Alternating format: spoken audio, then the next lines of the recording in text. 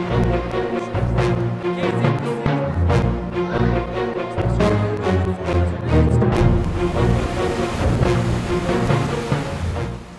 Real Weather Watch is brought to you by DeKalb, all season strong. We're here today on this episode of the Real Weather Watch with Art Douglas. Art, where are you from? Southern Arizona. For 28 years I was at Creighton University in Omaha, taught and finally retired and professor emeritus, still doing my long-range forecasting for the Cattlemen's Association in the U.S. and often come up here to Alberta to speak to the Alberta cattle feeders. When we look towards eastern Canada, we look specifically in Ontario, we had a cool and a wet spring last year. Are we looking for that trend to continue, or what are we looking at as we head into spring and summer months? Actually, it's been pretty dry in western Ontario and Manitoba. A little further east in Ontario, it's been quite wet this winter, with actually some rain rather than snow in that part of the country. As we're going towards the spring, it looks like El Nino is going to be developing. And in North America, as you start developing an El Nino, we tend to have a cooler and wetter spring in portions of Ontario, especially the southern portion of Ontario. So this cool, wet weather is definitely going to be there, delay the crop in terms of planting it. I don't think we're going to have the flooding problems that we saw last year. We haven't had much snow in most of North America this winter. We aren't going to have the big snow belt that we had last year.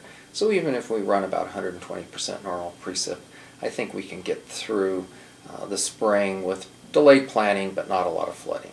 The problem is as we go into the summer, and it looks like the summer is very likely to be cool and wet, especially in the Great Lakes region, and that would include obviously then Manitoba region towards Ontario.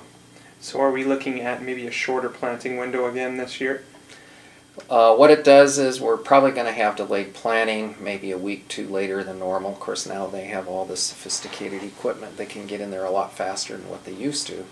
But then the problem is if you have a cool growing season, May, June, July, August, your crop's not going to be really well developed at the end of the summer. And the big if is, if this El Nino is strong enough as we get into September, October period, we know that early frosts tend to be more common in the Great Lakes region. So that's another concern. What about heat units as we go into the summer?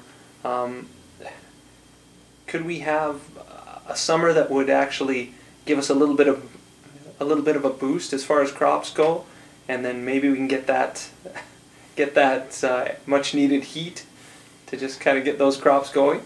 Well, you know, that's wishful thinking, but the problem is with a developing El Nino scenario, it actually tends to peak early. At least the heat tends to peak early in the summer, and as you get towards the end of July and August, it actually gets quite cool. And then as you get into September, as I mentioned, you know, you have a greater likelihood of earlier than normal frosts. So this, you know, the scenario that you were saying that maybe we could have a cool spring that was wet, delayed planting, but make up for it in the summer, that is not a real high probability under developing El Nino. So we're looking at a fairly short growing season then this year potentially. Short growing season, and then this fear of, you know, some of the crop may not be developed enough, and then if we do have a freeze, you can have problems both with soybeans and corn. What about moisture patterns as we go from spring into summer? Typically, I think El Nino would tend to favor a considerably wetter Ontario and Manitoba. But as you get towards then the western prairie provinces, western Saskatchewan and into Alberta, you actually can have a drier summer. And by the time you finally get up into British Columbia, warm, dry summers typically occur, and the heat tends to be towards the end of the summer.